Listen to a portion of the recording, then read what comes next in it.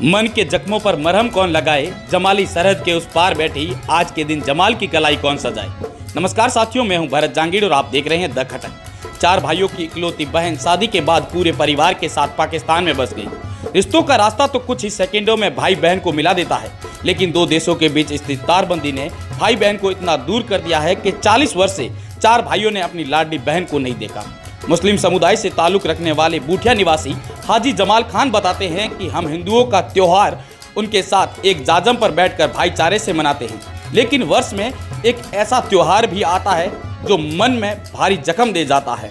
आखिर उन जख्मों को पर मरहम कौन लगाएगा?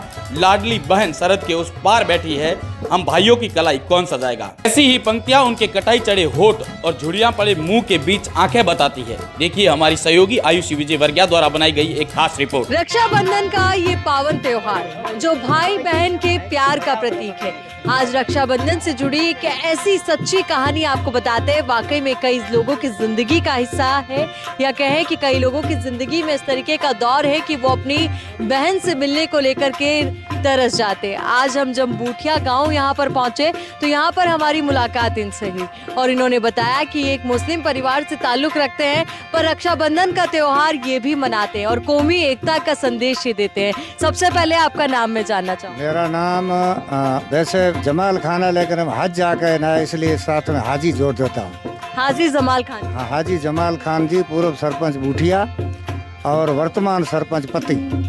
देखिए, आप सरपंच भी हैं और साथ ही आपने एक बहुत खूबसूरत संदेश दिया है कौमी एकता का।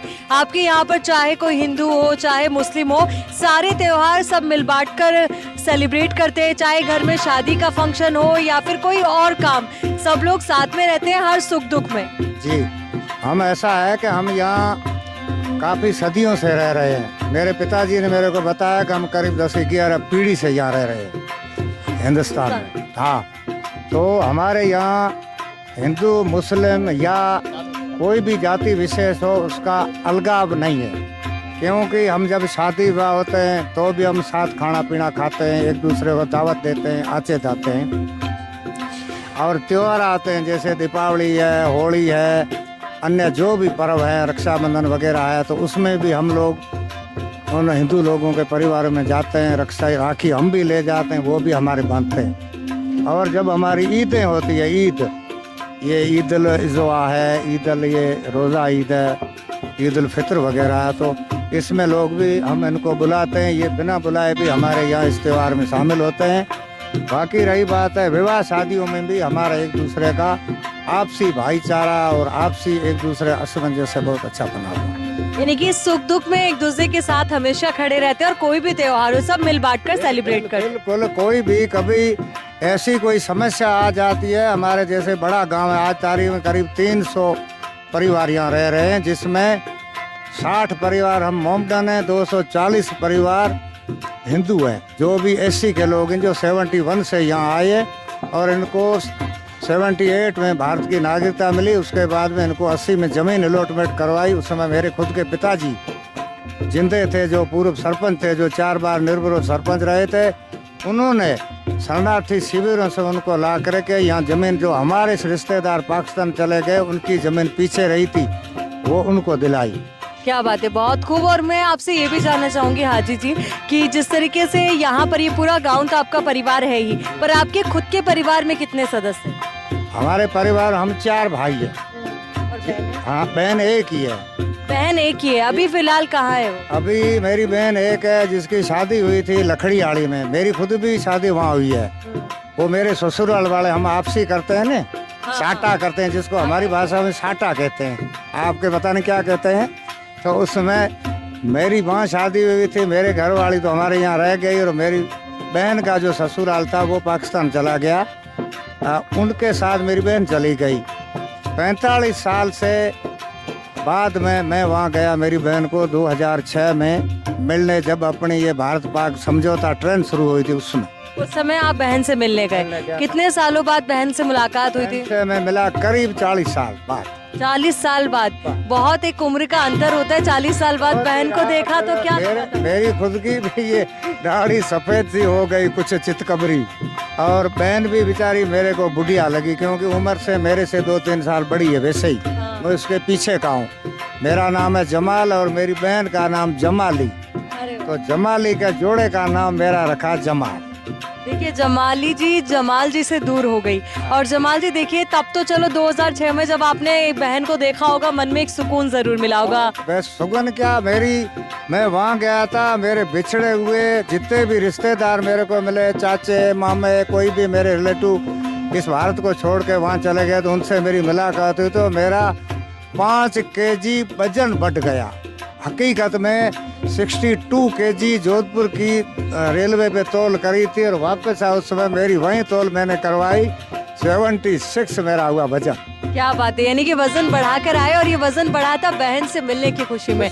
पर आप सोचिए 2006 में इनकी मुलाकात हुई और उसके बाद अभी तक इनकी आंखें तरस रही है इनकी बहन को देखने। नहीं, बहन बेचारी बीच में जो अभी अपनी सरकारों ने दोनों ने एक ऐसा नियम बनाया था, अभी तो आपस में फिर भी आते हैं, लेकिन उस समय 60 साल की उम्र से बड़े वाले कोई भी हैं इधर के हैं वो आ सकते हैं, क्योंकि पहले ट्रेनें जाती थी, अब लोग 0 पॉइंट से आ करके क्रॉस करते हैं, तो यहाँ से मतलब अट्टारी से होके यहाँ आते हैं। तो उस समय मेरी बहन बाड़मेर आई थी कब आई थी? 2017 में। अच्छा 2017 में वो आई थी, यानी 2006 में आप उनको क्या है कि 40 या 45 दिन का ही वीजा मिलती है, बाकी हम जाते हैं उनको 3 महीने की मिलती है, इनको 45 दिन की। देखिए 2006 में आपकी मुलाकात हुई, उसके बाद 2017 में आपकी बहन खुद आई और देखिए तब भी एक बड़ा अंतर 11 सालों का। बहुत रहा ने, मतलब मेरी बहन के माता पिता दोनों बेचारे चल बसे। आई उस समय मेरे एक मेरा बड़ा भाई था मेरे से, एक मेरे से छोटा, जो अभी पूछ रहे थे भाई साहब के अमीन खान जो अल्पसंख्यक में, वो मेरा भतीजा, उसके पिताजी यहाँ उस समय जिंदे थे। तो बहन आई जब हम चारों भाइयों को देख के गई और माता पिताजी पर तब नहीं, पिताजी दुनिया से चल बसे थे। जब वो चले गए थे चल बसे थे तब बहन आ पाई थी? बहन आई थी कब्रिस्तान पे, आई बेचारी चाय पानी यहाँ पी के वापस चल, क्योंकि यहाँ रहने का हुक्म ही नहीं था, मजबूरी थी। मतलब दुख तो उनको भी हुआ होगा आप लोगों को? तो हमको भी, अब क्या करें, जिसने यहाँ जन्म लिया था और वो इस स्थान पे यहाँ पे सरकार का हुक्म नहीं था, तो बेचारी आंखों में पानी डालते हुए वापस बाड़मेर जाके रही, 40 दिन बाड़मेर रही, फिर वापस गई। और अगर मैं बात करूँ 2017 की बात की, तो अभी तक आप दोनों की मुलाकात नहीं, अभी भी आंखें मतलब इंतजार कर रही है कि बहन को सपने में रात को देखते हैं कि बहन के पास हो, या वो बहन बेचारी हमको देखती होगी। अभी कभी जैसे कभी व्हाट्सएप के जरिए कैसे बात होती है? हाँ कभी कभी होती है, कभी होती है, लेकिन वो इस बिछड़े के हिसाब से उसका शरीर बिल्कुल दुबला सा हो गया, समझो खाना ही नहीं मिलता, ऐसी हालत लगती है। अब देखिए रक्षाबंधन का भी त्योहार आता है, चाहे आप किसी भी धर्म को मानते हो, पर राखी का जब त्योहार आता है तो हर भाई को बहन की याद तो आती है। बिल्कुल आती है, उस समय तो आती है, यूं ही आती है साहब। बहन देखो एक ऐसी होती है कि भाई का रिश्ता सबसे बेहतर, परिवार का जो भी है मुख्य चीज, वो अगर जिसके लड़की नहीं है तो उस माँ बाप का संसार ही नहीं है। ये आप देख लीजिए, आप जिस परिवार में जन्मे हो ने, अगर आपके परिवार लड़के ही लड़के हैं तो पीछे माँ बाप के लिए लड़की नहीं है तो वो बेचारे उनके लिए तरफ है, क्योंकि लड़के तो बहुएं बाहर की आती है, फिर उन बेचारे माँ बाप या ससुर ससुर का कहना भी कम मानती है, क्योंकि आज का युग इस टाइप का। लेकिन लड़की एक ऐसा अंग है अभिनय जो कि माँ बाप के लिए, भाई के लिए बहुत ही अच्छा विशेष रहता है। लगता है आपकी भी बेटियां हैं? मेरी 2 बेटियां हैं। बिल्कुल, इसीलिए वो प्यार और वो भावनाएं अपने आप उमड़। हाँ लगी रही है साहब, लग रही है। वैसे मेरी पोतियां भी है, मेरे 6 लड़के हैं, एक टीचर है और बाकी वाले वैसे काम करते हैं, मजदूरी, कोई दुकान है किसी का, क्या है, वहाँ पर गुजारा चलाते हैं। आज देखिए द खटक के माध्यम से आप क्या कहना चाहेंगे, क्योंकि राखी का त्योहार भी है और ऐसे में कोई संदेश जो अपनी दूर बैठी बहन को, क्योंकि शायद मुझे लगता है किलोमीटर से देखा जाए तो इतनी दूरी नहीं है, पर 2 देश की सीमाओं की दूरी ज्यादा बड़ी है। बहुत ही है साहब, ये फासला तो आप अभी हमको कोई कहेगा बहन को मिलके आज मैं अभी जाऊँ तो आप समझो 2 कलाक में मिलके वापस आ जाऊँ, लेकिन लग रहा है हजारों किलोमीटर दूर। क्या संदेश आप सबको देना चाहेंगे जिनकी बहनें पास हैं पर कहीं ना कहीं रिश्तों में तकरार आ चुकी है, किस तरीके से इस रिश्तों की तकरार को खत्म करें और राखी का त्योहार अच्छे से मनाएं? मैं तो, मेरी तो ये है, मतलब एक मेरा प्रस्तावित मामला है, क्योंकि मैं भी एक छोटा राजनीतिज्ञ हूँ, वैसे शिक्षक भी हूँ, सरपंच भी रहा हूँ, समाज सेवी भी रहा हूँ। अभी भी समाज में कोई झगड़े फसाद होते हो तो मैं उनका सलटारा करने जाता हूँ, आपस में राजीनामा करा देता हूँ। गरड़ा थाने का CLG का मैं पिछले 15-20 साल से मेंबर हूँ और गरड़ा से मैं मनोनीत जिले का जो CLG उसका सदस्य चुना हुआ हूँ। उस हिसाब से मैं ये दिल की मेरी कामना है कि हमारी मोदी सरकार और पाकिस्तान के जो प्रधानमंत्री हैं वो आपसी, क्योंकि एक भारत का वो अंग था पाकिस्तान, जो बड़े बड़े नेताओं ने अपनी कुर्सी के लिए दोनों के दो भाग कर दिए, उससे हमारी जो आपसी बिछड़ापन हुआ है वो तो अब काफ़ी लोग आजीवन बेचारे सुनते सहते मरे और बाकी मरेंगे। अगर ये आने जाने में वापस रेल को शुरू करें तो हम ये चाहते हैं कि बेचारे गरीब लोग, किसी का बूढ़ा माँ बाप है, किसी का भाई बहन है, उनके वो मरने से पहले कहीं मुलाकात हो जाए। बाद में मरना तो दुनिया में है, आया सो जाएगा, मेरी ये भावना। बिल्कुल, यहाँ पर देखिए इन्होंने एक बहुत बड़ा संदेश देने की कोशिश की है कि जो दूरियां हैं वो साधनों की वजह से और अनुमतियों की वजह से ज़्यादा बढ़ गई है, और ऐसे में राखी का त्यौहार आता है, हर भाई को बहन की याद आती है और कोशिश भी यही होती है हर भाई बहन की कि हर सुख दुख में अपने भाई के साथ, अपनी बहन के साथ खड़ा रहा जाए।